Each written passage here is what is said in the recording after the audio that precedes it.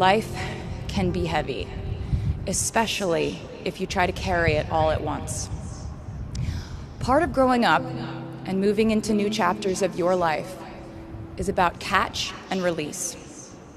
What I mean by that is knowing what things to keep and what things to release.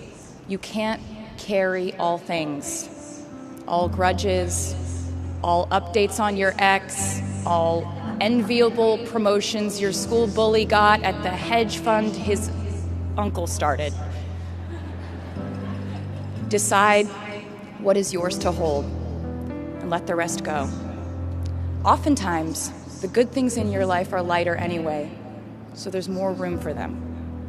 One toxic relationship can outweigh so many wonderful, simple joys. You get to pick what your life has time and room for. Be discerning. Secondly, learn to live alongside cringe. No matter how hard you try to avoid being cringe, you will look back on your life and cringe retrospectively. Cringe is unavoidable over a lifetime. Even the term cringe might someday be deemed cringe. I promise you, you're probably doing or wearing something right now that you will look back on later and find revolting and hilarious. You can't avoid it, so don't try to. For example, I had a phase where, for the entirety of 2012, I dressed like a 1950s housewife. But you know what? I was having fun. Trends and phases are fun. Looking back and laughing is fun. And while we're talking about things that make us squirm but really shouldn't, I'd like to say I'm a big advocate for not hiding your enthusiasm for things. It seems to me that there is a false stigma around eagerness in our culture of unbothered ambivalence. This outlook perpetuates the idea that it's not cool to want it, that people who don't try are fundamentally more chic than people who do. And I wouldn't know because I've been a lot of things, but I've never been an expert on chic. But I'm the one who's up here, so you have to listen to me when I say this. Never be ashamed of trying. Effortlessness is a myth. The people who wanted it the least were the ones I wanted to date and be friends with in high school. The people who want it the most are the people I now hire to work for my company. And being embarrassed when you mess up, it's part of the human experience. Getting back up, dusting yourself off, and seeing who still wants to hang out with you afterward and laugh about it, that's a gift. The times I was told no, or wasn't included, wasn't chosen, didn't win, didn't make the cut, looking back, it really feels like those moments were as important, if not more crucial, than the moments I was told yes.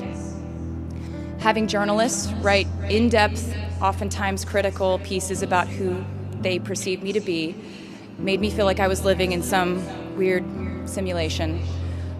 But it also made me look inward to learn about who I actually am. Having the world treat my love life like a spectator sport in which I lose every single game was not a great way to date in my teens and 20s. But it taught me to protect my private life fiercely. Being publicly humiliated over and over again at a young age was excruciatingly painful, but it forced me to devalue the ridiculous notion of minute-by-minute, ever-fluctuating social relevance and likability. Getting canceled on the internet and nearly losing my career gave me an excellent knowledge of all the types of wine. I know the pressure of living your life through the lens of perfectionism. And I know that I'm talking to a group of perfectionists because you are here today graduating from NYU. So this might be hard for you to hear. In your life, you will inevitably misspeak, trust the wrong person, underreact, overreact, hurt the people who didn't deserve it, overthink, not think at all, self-sabotage, create a reality where only your experience exists, ruin perfectly good moments for yourself and others, deny any wrongdoing, not take the steps to make it right, feel very guilty, let the guilt eat at you, hit rock bottom, finally address the pain you caused, try to do better next time, rinse, repeat. And I'm not gonna lie, these mistakes will cause you to lose things. I'm trying to tell you that losing things doesn't just mean losing. A lot of the time, when we lose things, we gain things too. Now you leave the structure and framework of school and chart your own path. Every choice you make leads to the next choice, which leads to the next, and I know it's hard to know which path to take. There will be times in life where you need to stand up for yourself. Times when the right thing is actually to back down and apologize. Times when the right thing is to fight. Times when the right thing is to turn and run. Times to hold on with all you have. And times to let go with grace. Sometimes the right thing to do is to throw out the old schools of thought in the name of progress and reform. Sometimes the right thing to do is to sit and listen to the wisdom of those who have come before us. How will you know what the right choice is in these crucial moments? You won't. How do I give advice to this many people about their life choices? I won't. The scary news is you're on your own now. But the cool news is you're on your own now.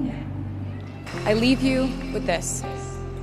We are led by our gut instincts, our intuition, our desires and fears, our scars and our dreams. And you will screw it up sometimes. So will I. And when I do, you will most likely read about it on the internet. Anyway, hard things will happen to us. We will recover. We will learn from it. We will grow more resilient because of it. And as long as we are fortunate enough to be breathing, we will breathe in, breathe through, breathe deep, and breathe out.